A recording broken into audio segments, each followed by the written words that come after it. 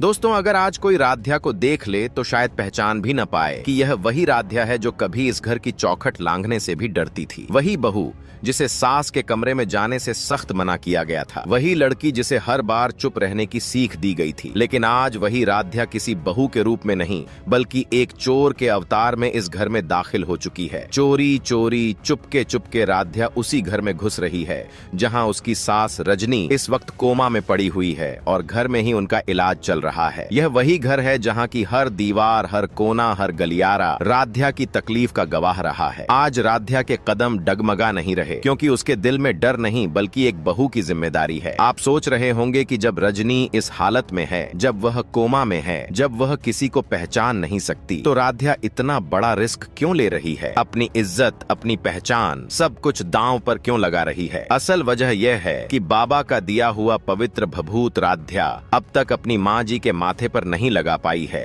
और ऊपर से जो निहारिका नर्स बनकर इस घर में आई है वह रजनी की सही देखभाल नहीं कर रही। राध्या का दिल हर पल यही कह रहा है कि कुछ बहुत गलत हो रहा है, कुछ ऐसा है जो सबकी आंखों के सामने होते हुए भी किसी को दिखाई नहीं दे रहा। और इसी गलत को सही करने के लिए आज राध्या को चोरी छुपे रजनी के कमरे तक जाना पड़ रहा है। राध्या के चेहरे पर डर का नामो निशान नहीं है। उसकी आंखों में साफ साफ एक बहू का दर्द झलक रहा है। वह दर्द जो हर दिन अपनी सास को इस हालत में देखकर भीतर ही भीतर टूट जाती है, लेकिन फिर भी हिम्मत नहीं हारती क्योंकि उसे भरोसा है कि अगर वह मजबूत रही तो सच जरूर सामने आएगा। घर के लंबे सन्नाटे भरे गलियारे में जैसे जैसे राध्या आगे बढ़ती है वैसे वैसे उसके कानों में दादी की सख्त आवाज गूंजने लगती है। उसे प्रथम की नाराजगी याद आती है, उसे घर के ताने याद आते हैं, लेकिन इन सब से ऊपर उसके दिल में बस एक ही आवाज चल रही है, माँ जी, माँ जी, माँ जी। जैसे ही राध्या रजनी के कमरे के बाहर पहुंचती है वहां का माहौल उसे बेचैन कर देता है। कमरे के बाहर बैठी नर्स की लापरवाही भरी आंखें और उसका बेरुखा रवैया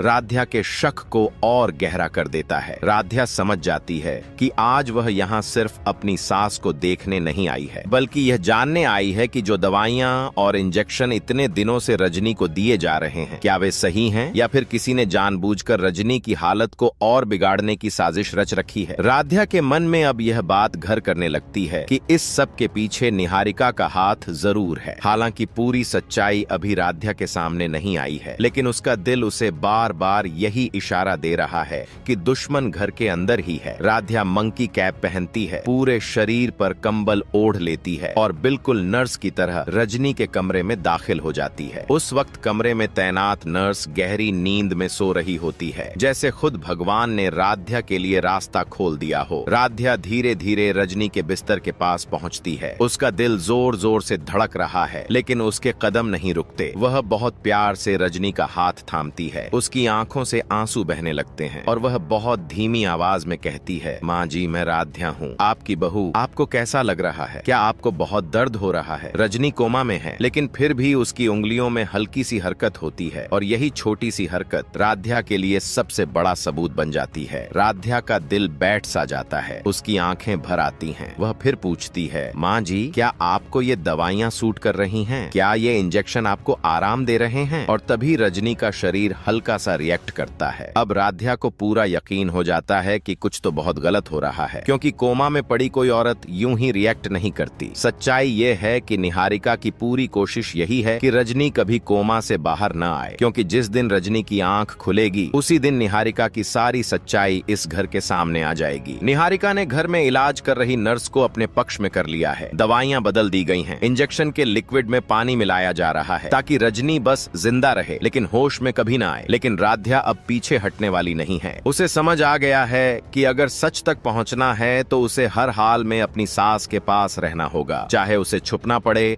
चाहे उसे सबके खिलाफ क्यों न जाना पड़े। उधर घर में माहौल और भी ज्यादा तनाव भरा हुआ है। दादी का हुक्म इस घर में आखिरी माना जाता है। दादी ने साफ कह दिया है कि राध्या किसी भी हालत में रजनी के कमरे में कदम नहीं रखेगी और दादी की बात को इस घर में कोई नहीं टाल सकता। यही वजह है कि राध्या के हाथ में बाबा का दिया हुआ पवित्र नेत्र भभूत होने के बावजूद वह उसे अपनी सास के माथे पर नहीं लगा पा रही। राध्या हर दिन भगवान से यही प्रार्थना करती है कि बस एक बार माँ जी के पास जाने का मौका मिल जाए। उसकी आंखों में डर नहीं बल्कि अटूट विश्वास है। तभी राध्या की चोरी पकड़ी जाती है। प्रथम गुस्से में राध्या से पूछता है, क्या जरूरत थी यह सब करने की? तुम्हें साफ साफ मना किया गया था कि तुम माँ जी से नहीं मिलोगी, फिर भी तुम यह हरकत कर बैठी। राध्या रोती हुई कहती है, प्रथम मैंने चोरी नहीं की, मैंने यह सब मजबूरी में किया क्योंकि यह नर्स मुझे माँ जी से मिलने ही नहीं दे रही थी। प्रथम और तेज आवाज में कहता है, क्यों मिलना है तुम्हें माँ जी से? जब दादी और पूरे घर ने मना किया है तो फिर क्यों जिद कर रही हो? राध्या कांपती आवाज में कहती है, क्योंकि माँ जी को मुझसे मिलना जरूरी है और मुझे भी उनसे मिलना जरूरी है। दादी गुस्से में कहती है, यह लड़की हर बार नई मुसीबत खड़ी कर देती है। पहले माँ की जान खतरे में डाली, अब घर में तमाशा कर रही है। नर्स भी गुस्से में कहती है, देखिए मैं यहाँ मरीज की सेवा करने आई हूँ, किसी के ड्रामे सहने के लिए नहीं। राध्या नर्स के सामने हाथ जोड़कर कहती है, माफ कर दीजिए, मैंने आपको तकलीफ दी लेकिन मैं मजबूर थी। प्रथम कहता है, कैसी मजबूरी? राध्या, हर बार तुम्हारे पास एक नई कहानी होती है। तभी राध्या अपने पल्लू से बाबा का दिया हुआ भभूत निकालती है और सबके सामने दिखाते हुए कहती है, यह बाबा ने मुझे दिया है। उन्होंने कहा है कि इसे माँ जी के माथे पर लगाने से उनकी हालत सुधर जाएगी। सब लोग हैरानी से राध्या को देखने लगते हैं। दादी तंज कसते हुए कहती है, अब तंत्र मंत्र भी शुरू हो गया। राध्या कहती है, दादी यह तंत्र मंत्र नहीं है, यह मेरी आस्था है और मेरी आखिरी उम्मीद है। प्रथम की आवाज थोड़ी नरम पड़ जाती है। वह कहता है, लेकिन इसके लिए नर्स को बंद करना जरूरी था। राध्या कहती है, वह मुझे माँ जी से मिलने ही नहीं दे रही थी और समय निकलता जा रहा था। नर्स कहती है, मुझे सख्त आदेश मिले थे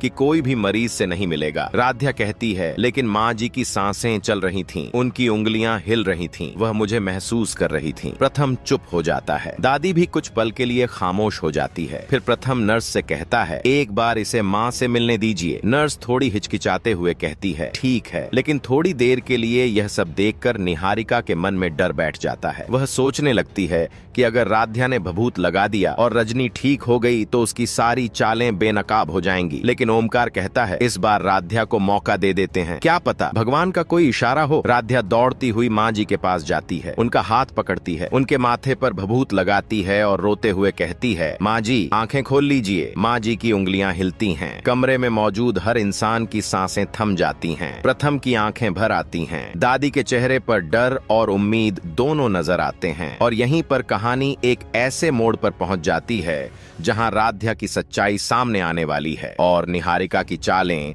अब ज्यादा दिन छुपी नहीं रह पाएंगी।